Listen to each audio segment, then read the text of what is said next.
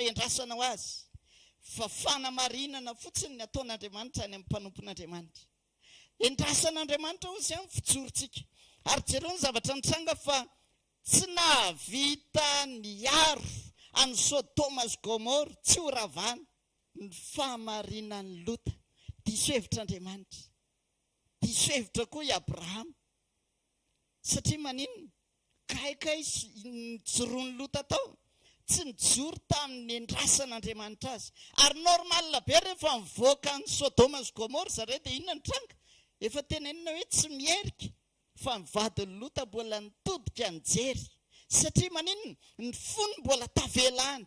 Dia hoy ny tenin'Andriamanitra hoe any an'izay misy ny arenao dia any misy ny fonao. Ny fony mbola tavela tany. Dia mbola nahatsiaro izay potika sy rava ao izay nohariana rehetra. Fa androany Andriamanitra te hilaza amintsika hoe misy banga reto endrasan'Andriamanitra antsika hijoro. Misy toerana endrasan'Andriamanitra antsika mba tena hijoro tsika. Tadidio fa ny ankonanao mila vavaka ao. Amen. Mila ianao no mijoro amin'ny vavaka ao. Fa tadidio ny ozy izy ten'Andriamanitra. Ny fahavalo tsy avy ratsy. Amony dia mandrava dia mandringana. Amin'ny fotoana tsy hijoroana ao eo amin'ny tokantrano misy ianao ka miambina mivavaka dia miditra ny fahavalo mandringana amin'izany toerana izany. Aleluia. Fandroany te hilaza androany. Misy olona andrasan'Andriamanitra vijorony eto androany. Amen. Ary ty taon'ity reto tena endrasan'Andriamanitra mihitsy izany fijorontsika tsara izany. Daniel tafajoro teo amin'izay nendrasan'Andriamanitra azy. Rehefa tonga tany amin'ny tany Babilôna ny Daniel dia izao no nambaran'ny tenin'Andriamanitra. Nalaina ry zareo dia nisy tanora vitsivitsy izy natokana. Dia ozy izy mpanjaka hoe reto ao anatin'ny 10 andro omena ny sakafo fihina amin'ny mpanjaka. Zavatra mitranga dia izao. Niala avy tany amin'ny tany Jerosalema ry zareo babo. Maty ny anoanana teny an-dalana teny. Fa rehefa tonga tany Babilôna dia inona ny zavatra nitranga? Nahita fity. Dia ozy izy ilay mpanjaka hoe atokany reto 10 andro. Izay sakafo hoaniko dia hoanin'ireo. Hitanao le problème anatin'ilay izy. Raha olona maty tao anatin'ny anoanana dia tsy misaina ny ara-panahiny. Dia ozy izy hanina io fa hoany. Hihinana sakafo mpanjakako. Sakafo mpanjaka ny tonga dia eo dîner royal. Dia eo zareo no ny sakafo. Dia hitanao ozy izy Daniel izay tsy hihinana an'io. Satria fady aminay mihinana ny sakafo fihinan jentilisa. Izay tsy hihinana na sakafo mpanjaka azy io. Hitanao le masamanda. Ary izay ny andrasan'Andriamanitra amin'ity taon'ity olo-dehibe. Masamanda izay offre omeny devoly. Izay zavatra tsy avy amin'Andriamanitra rehetra sahanao manda azy. Dia ozy izy Daniel le sahako mandahany io. Dia ozy izy Andriamanitra hoe fantatro ny toerana tokony hisy ianao. Misy Daniel zay eto androany. Amen. Misy Daniel andrasan'Andriamanitra eto fa ny andrasan'Andriamanitra dia izao. Vitanao ny manda rehefa tontolo tsy araka ny sitrapon'Andriamanitra. Amen. Vitanao ny mandana zavatra hitanao le izy. Zavatra tonga dia any amin'ny tena voninahitra. Satria sady mipetraka ianao mitovy laharana amin'ny mpanjaka. Fa ozy izy Daniel le aleonay matinao neto. Fa ny anay ankotrana menanay. Fa ao anatin'ny 10 andro dia dao jerena avao. Reto ninana, reto tsy ninana. Fa zay ozy izy mibotrabotra an'ireo afaka 10 andro. Hitanao tsy hoe le zavatra nohanina na botrabotra azy fa inona? Sitrapon'Andriamanitra. Aleluia. Miditra ao amin'ny sitrapon'Andriamanitra ianao. Manaiky ny sitrapon'Andriamanitra ianao. Dia hitan'Andriamanitra ny hanavahana anao. Dia jerenao fa zao. Décision anankiray niraisin'ny Daniel. Namaritra no hoavin'ny ray manontolo. Aleluia. Satria maninona? Mpanjaka anankitelo ny sesy tany Babilôna fa Daniel tsy niala teo amin'ny toeran'ny mpanolo-tsaina ny mpanjaka mihitsy. ninninona zavatra nitranga fitondrana ny fandimby tsy niala teo amin'ny toerana nomen'Andriamanitra azy io izy satria maninona nijoro teo amin'ny bangy izy. Aleloia. Jerenareo fa ny ten'Andriamanitra any milaza zao hoe ozy izy ny ten'Andriamanitra hoe rehefa lasinareo ozy izy ka tonga babo any amin'ny tany zay tsy anareo dia mivavao an'izany tany zany mba hiadana izy fa raha miadana izy dia miadana ianareo. Hitanao any amin'ilay toerana mihitsy endrasan'Andriamanitra hoe tsy voatery hoe eo amin'ilay mapety ianao nijoro fa any amin'ny toerana tsy mapety koa afaka mijoro. Dia Daniel sany joro tany Babilônia hoe zay tsy miala amin'ny Andriamanitra izany, zay tsy miala amin'ny sitrapon'Andriamanitra, ninninona zavatra mitranga fa zay mahatoky azy hatramin'ny farany. Dia inona ny zavatra nitranga? Vo hitan'le mpanjaka fotsiny, ny mpanjaka tsy nafantatra hoe reto tsy ninana, reto tsy ninana, fa tonga dia fatany reto ny olona tokony eo akaiko. Aleloia. Reto ny olona tokony eo akaiko. Dia inona ny décision? Manomboka izao Daniel ny lehibe ny mpanolontsaina sy ny olon-kendry rehetra eto amin'ny fitondrana. Misy zavatra izay impossible fa ho avadik'Andriamanitra possible amin'ny fotoana hijoroantsika amin'ny sitrapon'Andriamanitra. Satria tsy possible hoe olona andevo avy any a Jerosalema ny lasa conseiller manoka ny mpanjaka tany Babilônia. Tsy possible fa Andriamanitra namadika an'izany. Fa nga tsisy olon-kendry tany Babilônia, misy olona endry fa fantatr'Andriamanitra hoe izao ny promotion miandry an'ireto satria olona nijoro amin'ny sitrapon'Andriamanitra. Izay fijoroany izay ny andrasan'Andriamanitra amin'ity taona ity. Dia hozy misy Daniel lato. Aleloia. Izay Daniel izay andrasan'Andriamanitra hijoro any amin'ny toerana misy azy. Fa amin'ny fotoana hijoroanao any amin'ny toerana misy anao dia misy promotion koa miandry anao any. Aleloia. Ohatr'izay koa ny fijoron'ny Estera reto. Tovy mihitsy samy olom-panjakany ireo. Fa ny zavatra nitranga dia ozy izy Mordekay fa ianao ry Estera na hijoro ianao na tsy hijoro misy olona ho afaka hatsangan'Andriamanitra foana eo. Fa zay tsy ho faty ato izany fa ianao no ho faty satria izay mijoro amin'ny sitrapon'Andriamanitra. Hitanao amin'ny fotoana vao tsy mijoro amin'ny sitrapon'Andriamanitra ianao dia misy tambina fahafatesana miandry ao. Ozy izy ny tenin'Andriamanitra any amin'ny Romanina fa fahafatesana tambiny ota. Amin'ny fotoana tsy hijoronao dia misy fahafatesana miandry. Dia ozy izy Mordekay vao tsy mijoro eo ianao sy ny taranako ny ringana fa zay tsisy maty eto izany. Dia ozy izy Estera, za koa hijoro. Raha maty dia maty. Aleloia. Maty dia maty dia iseho amin'ny mpanjaka. Dia anareo ny ambiny. Fa inona ny tranga? Fahavelomana ny tendren'Andriamanitra ho azy. Satria vonina hijoro amin'ny sitrapon'Andriamanitra izy. Antso ho an'ry Estera, ho an'ry Daniel, n'aiza toerana misy ianao dia tsy adidio fa miandry ny fijoronao Andriamanitra. Tiako be ny décision ray ny raisiny Mosesy tamin'ny fotoan'androny. Satria maninona maka toetra an' Jesosy izany Mosesy. Ozy izy ny tenin'Andriamanitra. Any amin'ny bokin'ny Hebreo dia toko 12:4. Ndraso vakitsika vetivety ilay tenin'Andriamanitra. Hebreo toko 12. Andininy 4:20. Amin'ny anaran'i Jesosy, finoana ny nandavan'ny Mosesy, tsy atao hoe zanaky ny zanaka vavin'ny Farao rehefa lehibe izy. Nifidy mantsy ara-mitondra fahoriana amin'ny olon'Andriamanitra izy, toy izay anana fifaliana vetivety amin'ny fahotana. Nanao ny fanaratsiana ny Kristy ho harena be lavitra noho ny zavatsoa ny Egipta satria nijery ny famalitsoa izy. Amen. Aitsika tsara ny tantara Mosesy. Lehibe izy tao an-tranon'ny Farao. Ary rehefa lehibe izy dia zavatra nitranga dia izao. Mosesy isan'ny jeneraly mpitaritafika tamin'ny andron'ny Farao. Satria rehefa mivoaka andeha hanafika amin'ny miaramila dia Mosesy mipitarika an'ireo. rehefa nandeha dia tao anatin'ny hery sy ny tanjaka Mosesy. Dia izao zavatra nitranga. Taitry Mosesy tamin'ny ray andro hoe aizaka tsy Egyptianina fa jiosy. Jereretsy ny rahalahiko ny raitapo amiko, ny fianakaviako, andevo, mijaly. Nefa izaho miadana be ato anaty lapaty. Dia hozy izy tenin'Andriamanitra. Ny lavon'ny Mosesy tamin'ny fotoan'andro ny fahalehibiazana. Aleluia. Ny olona lehibe no afaka mandahy izay zavatra tsy araka ny sitrapon'Andriamanitra. Dia ny lavony izy izy satsy atao zanaka Farao.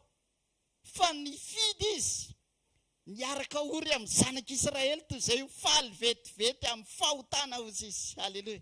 Tsy hitanao ve ohatran'ny mahita izany ianao ohatran'ny Jesosy niala tao amin'ny lapany ray. Dia nivoaka izy andeha. Mba fantatrareo moa ny fotoana iray satria hozy izy tenin'Andriamanitra hoe Jesosy ilay zanak'Andriamanitra ilay voaombo talohany nanorenana izao tontolo izao. Izany hoe tsy vaovao ny latsaka ny hoe andeha Jesosy hoe ty ambonin'ny tany dia ho faty dia hanao famonjenana izao tontolo izao fa efa fantatry ny tao an-danitra. Fa ny fotoana anankiray ny ialany Jesosy tany dia kokoa amin'ny olona tany an-danitra rehetra hoe andeha fantatra tsara hoe teo amin'ny seza fiandrianana izy, niaina voninahitra, zavatra tsara mahafinaritra be ny ainany tany fiadanana, nefa ny lozany izany dia hozy izy andeha. Dia mahafinaritra misy hira iray izay manao hoe fa maninona hozy izy no niala tany amina palais anankiray tsara tarehy be Jesosy, nidina tetỳ ambonin'ny tany ho amina sentier de misère hozy izy. Niala tamina palais lumineux izy dia nakany amina sentier de misère. Hitanao ohatrany hoe tena safidy hoe ilozako le tsara rehetrarehetra fa aleko midina ho any amin'ny ratsy indrindra, any amin'ny fanetretena farany ambany, mba hahatonga ny olona ho vonjeny. Aleluia. Mba hahatonga asianao ho vonjeny. Izay décision niraisiny Jesosy izay, za tena mino reto fa nisy fahanginana be tany an-danitra tamin'ny fotoana nialany Jesosy tany. Amin'ny bokin'ny Apokalipsy tantaraina eo ilay hoe nandrisaka ny atsasak'ora. Nisy fahanginana tany an-danitra tamin'ny fotoana efa tao teoriana efa ao anatin'ilay fotoanan'ilay fahoriana lehibe. Fa tamin'ny ialany Jesosy tany sura hoe nisy fahanginana be satria maninona? Andeha Jesosy. Dia ohatrany hoe andeha ve ianao? Dia lasa izy. Dia hitanao rehefa teo amin'ny hazo fijaliana Jesosy ilay hoe tsy namaly azy ny ray. Tsy namaly azy intsony satria izay ny sitrapo tian'Andriamanitra ho tanteraka. Fa rehefa lasa Jesosy tonga tetỳ ambonin'ny tany dia ohatr'izay mihitsy nandaozan'ny Mosesy ny lapany Farao. Dia inona no nitranga? Lasa Mosesy voaroaka tao Egypta 40 taona tany amin'ny tany efitra. Tamin'ny fotoana 570 taona Mosesy tamin'ny fotoana nialany tao Egypta, tao anatin'ny tanjaka, tao anatin'ny hery, tao amin'ny ambition hoe za tena libérateur, tena hanafaka ny zanak'Israely. Tao anatin'izay ambition izay dia saika hihetsika tamin'izay izy satria za général mpitarintafika formeko daholo reto jiosy rehetrareto dia amorona miaramila dia hiady amin'ny Egyptianina rehefa avy eo. Tsy izay nefa ny plan an'Andriamanitra. Voaroaka Mosesy lasa tany anefitra 40 taona. 520 taona Mosesy ny tenenin'Andriamanitra hoe ndana miverina any Egypta, avoay ny oloko. Azonao hoe amin'ny fijery maha olona izany dia hoe fananinona tsy tamin'izy mbola tao anatin'ny hery sy ny tanjaka ny nasain'Andriamanitra namoaka ny zanak'Israely. Efa 520 taona efa maty le Mosesy taloha. Aleluia. 40 taona nalevina tany anefitra le Mosesy taloha. Dia azonao amin'izay ny tian'Andriamanitra tongavana. Hozy Jesosy tamin'ity taona ity hoe tsy maintsy maty alohantsika. Aleluia. Tsy maintsy maty alohantsika dia tsy maintsy alevina le ianao taloha mba ahafahana manangana olona anankiray vaovao. Tsy maintsy maty le Mosesy taloha. Aleluia. Maty nalevina tany anefitra le Mosesy taloha le olona anankiray ny formena tao an-tapan'ny farao fa nentin'Andriamanitra niona tamin'ny tany tendrombohitra ho atsangana ho Mosesy vaovao. Aleloia. Dia iny Mosesy vaovao efa kopaka efa mitondra tena be iny nataon'Andriamanitra tana voay amin'izay. Azonao ve misy faniriana reto ao anatsika mirehitra be izay. Fa maty le izy dia nalevina.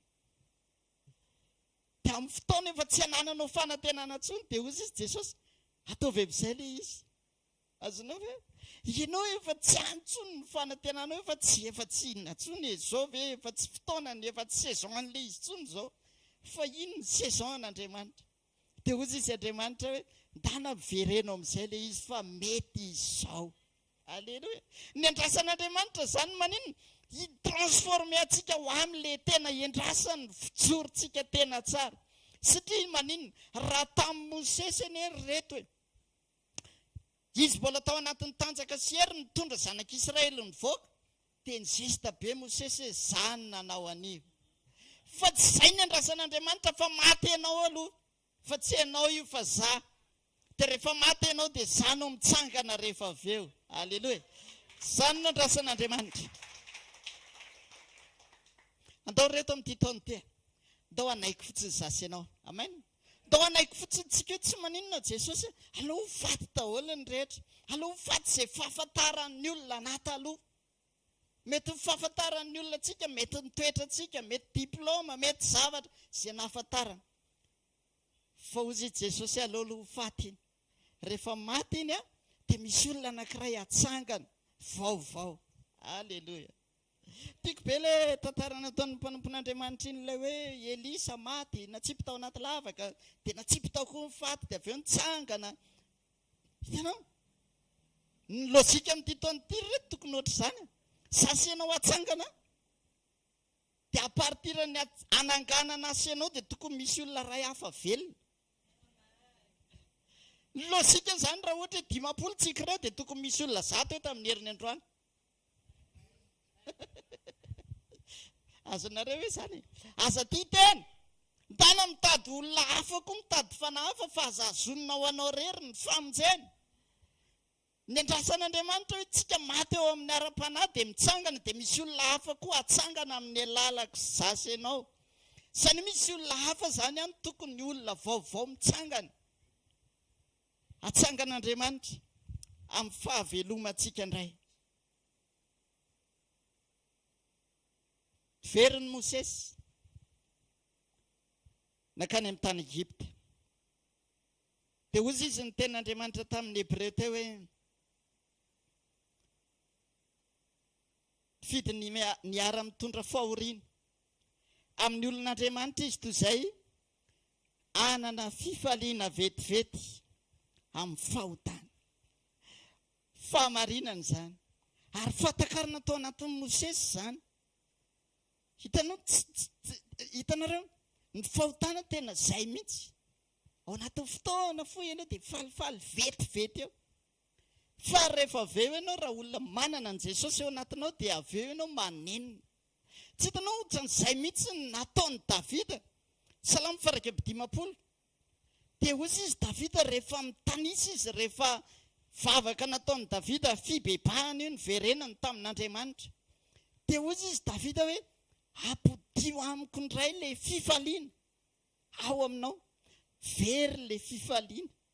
Satria amin'ny fotoana tafalatsaka any amin'ny fifaliana, any anatin'ny fahotana, dia le fiedanam-po ao anatinao mihitsy ny very. Dia reny Davida misy fiedanana tsy maro toerana izany ato anatiko, tsy ampe izy.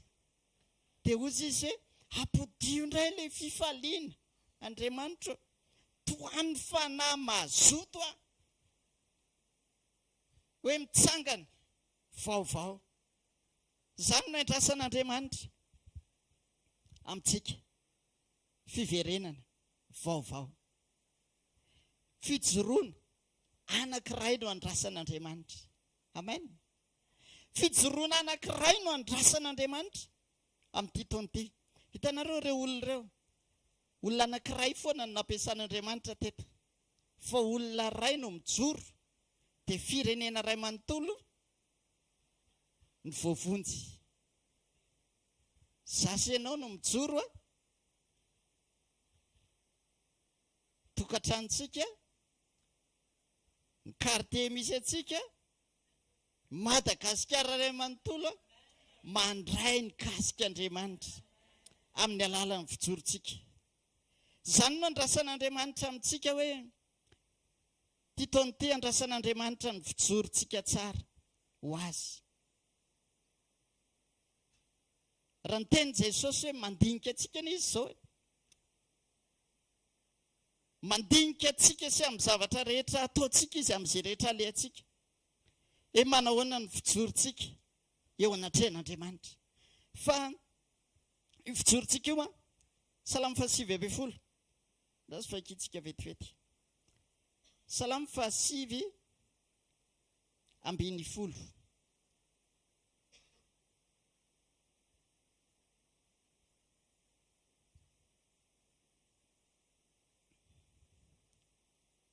Dia drasany vakitsika amin'ny 1 amin'ny anaran'i Jesosy.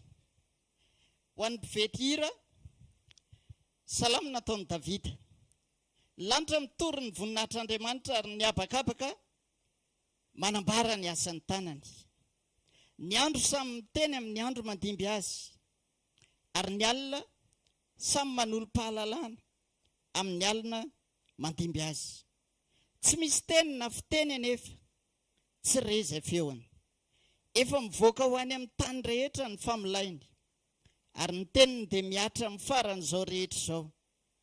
Tranolay ho an'ny masoandro no nataony teo aminy, ary ny masoandro dia tahaka ny mpapakabady mivoaka avy ao an-trano fandriny, sady mifaly tahaka ny lehilahy matanjaka miazakazaka amin'ny alehany izy. Any amin'ny faravodilanitra ny fipisahany, ary ny alehany dia hatramin'ny farany koa, ka tsy misy takona amin'ny hafanany. Amen. Hoarin'Andriamanitra amin'ny masoandro ny fijorontsika. Dia ozy izy ny tenin'Andriamanitra, masoandro ozy izy tahaka ny mpapakabady mivoaka avy ao an-trano, sady mifaly tahaka ny lehilahy matanjaka miazakazaka amin'ny alehany. Tsy misy takona amin'ny fahazavany izay rehetra andalovany.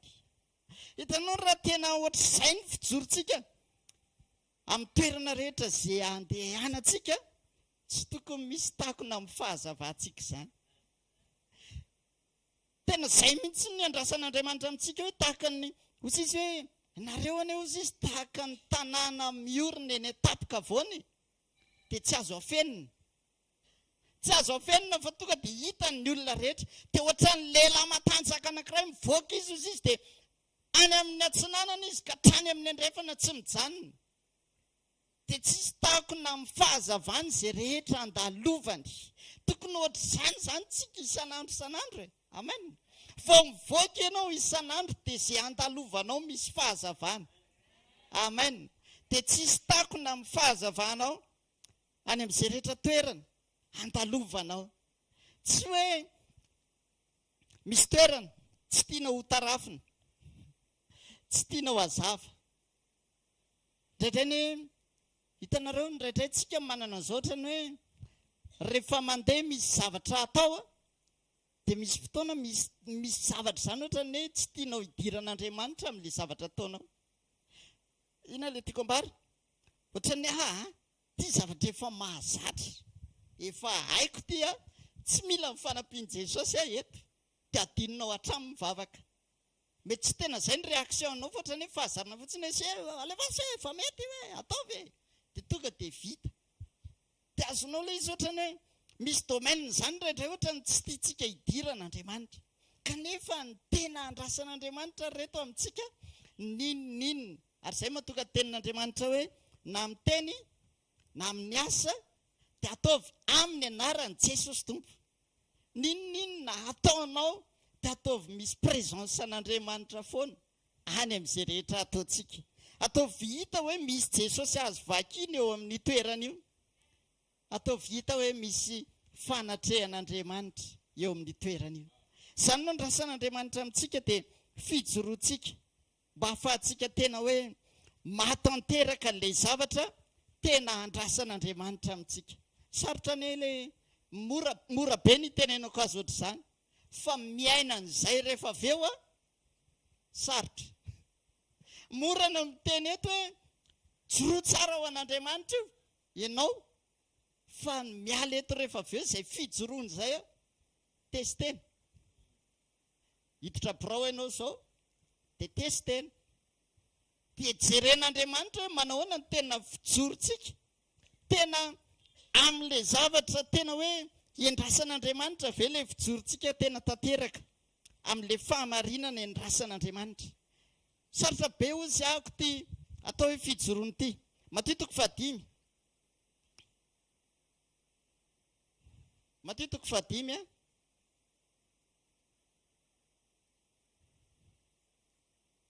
Dia ny andininy 10. Ny andininy zavady. Ny andininy 20. Amin'ny anaran'i Jesosy falazaiko aminareo raha tsy mihoatra ny an'ny mpanoradalana sy ny fariseo ny fahamarinanareo dia tsy hiditra mifanjaka ny lanitra mihitsy ianareo. Ty azakazakitsika ty mantsy misy tanjona, lanitra ny tanjona. Dia meny Jesosy nefa ny référence hoe raha tena te hijoro tsara ianao a da ataovy mihoatra noho ny an'ny mpanoradalana sy fariseo ny fahamarinanao. Fotrany ahoana ilay fijoro ny mpanoradalana sy fariseo? Ataon'i Jesosy référence io mpanoradalana sy fariseo dia Mosesy. Dia indray mandeha Jesosy ny teny hoe eo amin'ny fipetrahan'i Mosesy ozy izy ny ametrahako ny mpanoradalana sy ny fariseo, izany hoe mitovy. Fa inona no karakteran'ireto mpanoradalana sy fariseo reto? Reo mahavita makatony lalàn'i Mosesy de A à Z. Raha miteny izao ny tenin'Andriamanitra hoe amin'ny andro sabata tsy mahazo mandeha lavitra, ohatra hoe mandeha 5 kilometra dia tena tsy mandeha ry zareo. Tena vitany amin'ny atsipiriany makatony lalàn'i Mosesy. Dia ozy izy Jesosy raha vao tsy mihoatra an'ireo a tsy miditra fanjakan'ny lanitra. Hitanao ilay izy zavatra raha jerena amin'ny maha olona izany dia hoe tsy possible. Inona mihoatra noho izay? Ary izay mahatonga Jesosy ny resaka tamin'indray andro amin'ny Luka 10 dia miresaka tamina mpahay lalàna anankiray Jesosy. Dia ozy izy mpahay lalàna io hoe zaho inona ny ataoko ozy izy mba handovako fiainana mandrakizay. Dia ozy izy Jesosy hoe fantatrao ve ny lalàna akatoavy? Dia ozy izy hatramin'izaho tamin'ny mbola kely nefa vitako ny miaina sy nakatoza ny didin'Andriamanitra izany. Fa inona mbola tsy mahatanteraka anao ozy izy. Hitanao hoe tsy ampy ny ainatsika ao anatin'izay fotsiny. Fa ozy izy Jesosy hoe omeo ny mihoatra noho io. Aleluia. Omeo ny mihoatra noho io. Verina faharoa ilay izy ao amin'ny Luka 10. Non, tsy Luka 10. Miverina faharoa izy io a nyresahan'i Jesosy. Dia nisy mpanoradalàna anankiray koa nyresaka taminy ohatr'izany. Dia ozy izy hoe ao amin'ny Marka 12 misy an'ilay izy. Dia trasoa nefa akiko vetivety kely tenin'Andriamanitra. Marka 12 ny andininy 4:30.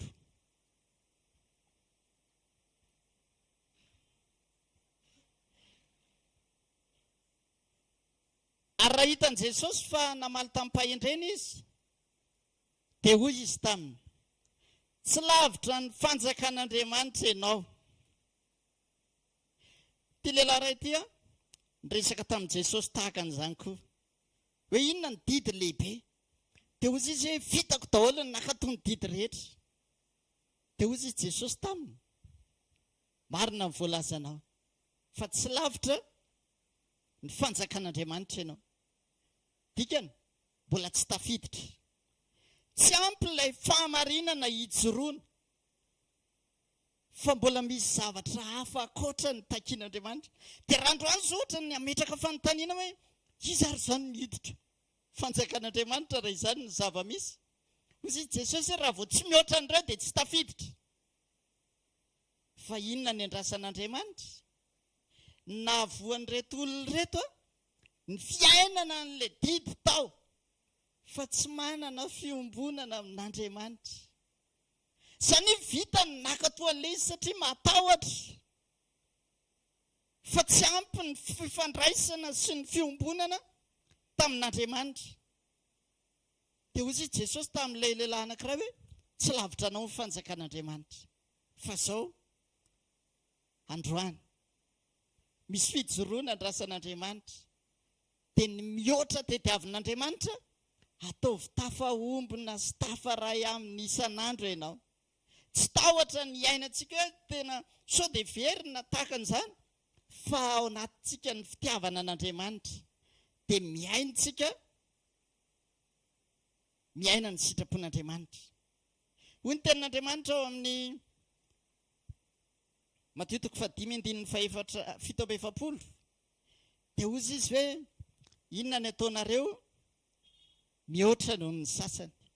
Izany hoe misy zavatra mihoatra takian'Andriamanitra amintsika, dia ilay mihoatra andrasany sy takian'Andriamanitra ny fiombonatsika tsara amin'Andriamanitra, ny fifandraisantsika tsara amin'Andriamanitra. Aleloia. Tsy ampy no hoe mamonjy fotoam-bavaka, tsy ampy ny manao asan'Andriamanitra, tsy ampy manao zavatra be dia be ho an'Andriamanitra, fa ny andrasan'Andriamanitra mihoatra amintsika, ny fahafahantsika mifankahita aminy, miombona aminy, mifandray aminy isan'andro.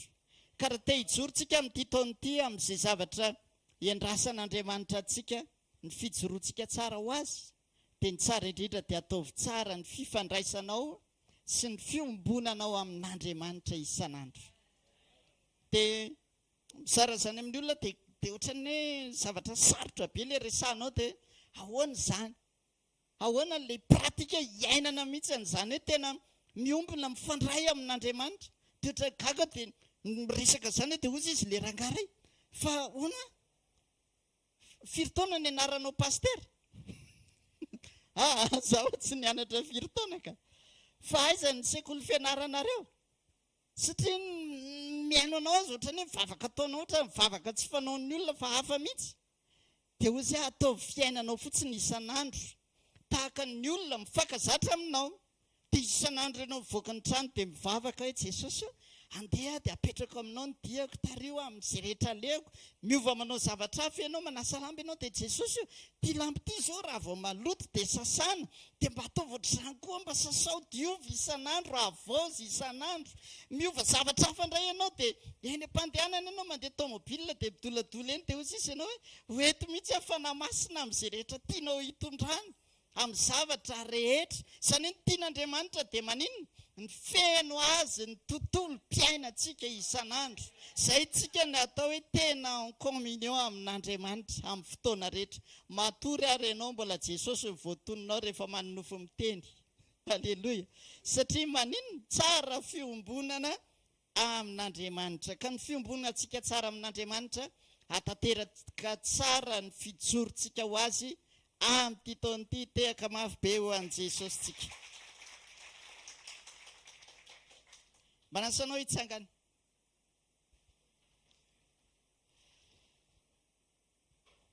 Andao hivavaka tsika amin'ity fotoan'ity dia andao hilaza amin'i Jesosy androany hoe ao anatinay tokoa ny etaeta Jesosy. Dia hiaina ny sitraponao, mijoro tahaka andry Daniel, mijoro tahaka andry Mosesy, mijoro tahaka andry Josefa, tahaka andry Estera. Dia hijoro ohatr'izany, nefa tsy ampy ny hery ao anatinay hijoroana. Andao hoentsika eo amin'ny tompo izany. Misaotra ray tsara indrindra amin'ny anaran'i Jesosy. Misaotra makasitraka ny amin'ity fotoana androan'ity. Misaotra satria miditra amin'ny taona vaovao izay, mibanjina n'izay lazainao sy rehetra no teneninao. Ny etaeta ao anatinay dia mirehitra Jesosy androany. Te hijoro izahay, te hijoro tena ho amin'izay rehetra iandrasanao. Hijoro tena hanao ny sitraponao. hijoro tena hoe tena amin'izay ndrasanao mba tsy handisy fanantenananao. Ndreto izay manatona androany. Jesosy tsy maika izay hoe hovahana olana, tsy maika izay hoe ilamina ny zavatra rehetra, fa te hahita izay Jesosy hoe tanteraka eo amin'izay nendrasanao. Satria ianao hoe raha vao tsy mihoatra ny an'ny mpanorandalàna sy faritra eo ny fahamarinanareo dia tsy hiditra ny fanjakany lanitra. Mitady ilay mihoatra avy aminay ianao. Raha ny etaeta sy ny faniriana ao anatinay dia tena anao mihoatra mihitsy izay. Fa renay hoe kely ny hery ao anatinay. Tsy ampy ny hery ho entinay mitsangana sy mijoro mba hahatonga anay ho tafajoro amin'ilay endrasanao Andriamanitra. Ndreto izay manatona amin'ity fotoana ity. Hoeto izay fanamasina. Hoento izay fanamasina. Dia feno ianao mba tena hahafahanay tena mijoro amin'ny tena ilay andrasanao mihitsy. Tsy efanay ary tsy vitanay ny zavatra rehetra, fa mila ny fanampianao izay. Aoka ianao fanamasina no hiditra eo amin'ny tsirairay. Anangana ny tsirairay mba tonga anay ho tanteraka amin'izay rehetra andrasanao mba hijoroanay ho voninahitry ny anaranao. Mankasitraka indrindra ny amin'ny fitiavanao dia era sy laza hoanao mandrakizay. Amen. Vavaka tsika faharoa da hoentsika eo amin'i Jesosy ity a Tompo. Hijoro eo mibanga amin'izay rehetra endrasanao ho voninahitry ny anaranao. Misaotra Jesosy. Reto ny tsirairay satria ianao ny teny androany nitady olona teo aminy ahita olona ianao androany ho afaka hijoro ao mibanga any amin'izay rehetra toerana misy azy. Satria ny toerana rehetra lehanay dia misy banga tokony hijoroana amin'ny tontolo ara-panahy. Ampino tsirairay avy Andriamanitra. Ampino tsirairay avy fanamasina mba ho tafajoro tsara eo amin'ny banga any amin'ny toerana rehetra izay misy azy ho voninahitra ao. Mankasitraka ny amin'ny fitiavanao amin'ny anaran'i Jesosy. Amen. Farany vavaka tsika hoe za Jesosy tsy handisy fanantenananao mandrakizay. Misaotra ray amin'ny anaran'i Jesosy reto izay manatona anao. Te hijoro izay Jesosy tsy hamitaka anao mandrakizay. Tsy handisy fanantenananao amin'izay rehetra endrasanao hijoronay.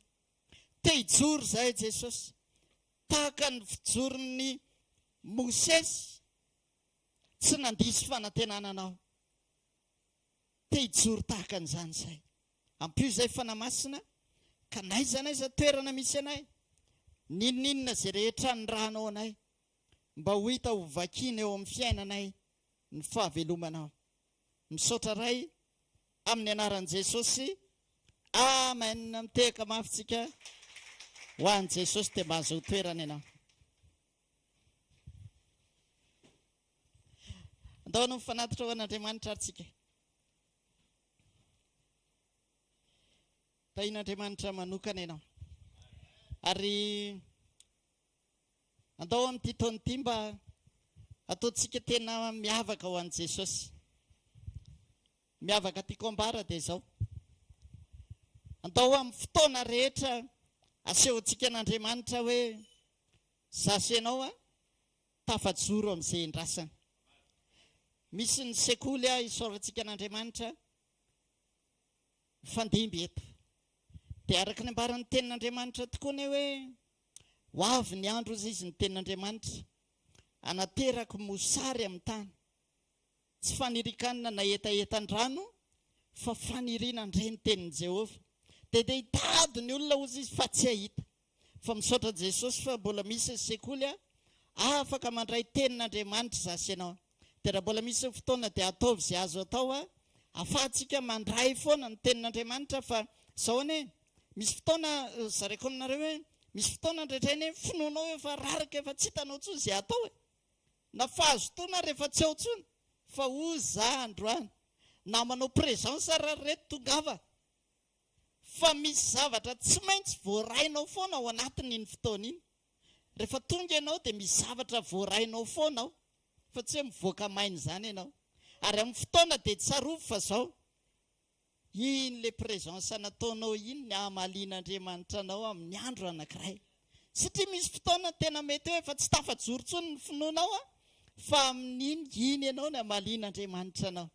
Tain'i Jesosy dia mahereza raha pitso miaraka amin'ny sekoly fanasitrana antsika dia laribiko tahaka an'izay misy ihany ny sekoly eto fotoanantsika zoma amin'ny 4 ora ao amin'ny trampokon'olona ny sabotsy amin'ny 7 maraina ao amin'ny trampokon'olona ihany dia tahian'Andriamanitra tsika rehetra dia mifankahita amin'Andriamanitra amin'ny tontolo andro mpiainanao koa androany manasanao hitsangana re satria totananao dia hivavaka isika misaotra mankasitraka manome voninahitra anao zay ray amin'ny anaran'i Jesosy misaotra ny amin'ny fotoana ny fahafahanay niona taminao ny fandray aminao teto androany misaotra ny amin'ny teninao zay namanginao fa dia matsiaro tokoa ny voalazan'ny teninao zay mamangy ny tany ianao dia mahavonto rano azy misaotra Andriamanitra fa amin'ny fotoana amanginao dia fitosanao tokoa ny fiainana iray-manontolo ary androany zay tsy mivoaka amakivaky tontolo andro dia amin'izao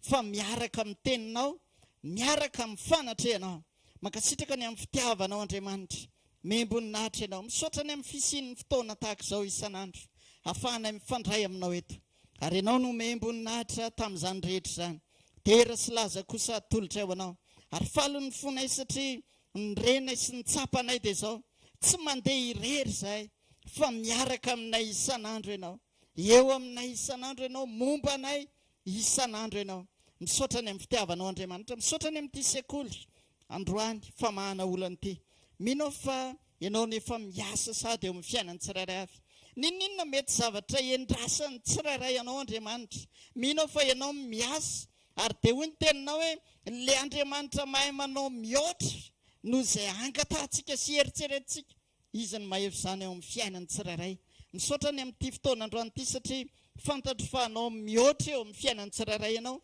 fa izay tsirairay avokoa anomeny mihoatra ho anao Andriamanitra androany amin'ny fijoroana amin'ny fandehanana araka ny sitraponao ho voninahitry ny anaranao makasitraka ny amin'ny fitiavanao terizo ny tsirairay avy amin'ity andro androany ity ty tontolo andro ity mba ho tontolo andro fen'ny fiombonana aminao Andriamanitra ny tontolo andronay androany hifankahita aminao zahay amin'ity tontolo andro ity amin'ny anaran'i Jesosy dia tsofoko rano ianao mandehana amin'ny anaran'i Jesosy fa ny fijoroanao tsara ho an'Andriamanitra androany dia misy olona hafa ho atsangan'Andriamanitra koa amin'ny alalanao tsofoko rano fa naizanaiza toerana lehanao araka ny nambaran'Andriamanitra tamintsika vao nanomboka ny taona fa ny fijoroanao eo amin'izany toerana izany dia manambara fa eo koa Andriamanitra dia izy ny miasa amin'ny zavatra rehetra mandehana amin'ny anaran'i Jesosy fa ty tontolo andro miavaka ho anao tahaka ny masoandro ny tenin'Andriamanitra zay mivoaka tahaka ny lehilahy mahery ianao miala eto androany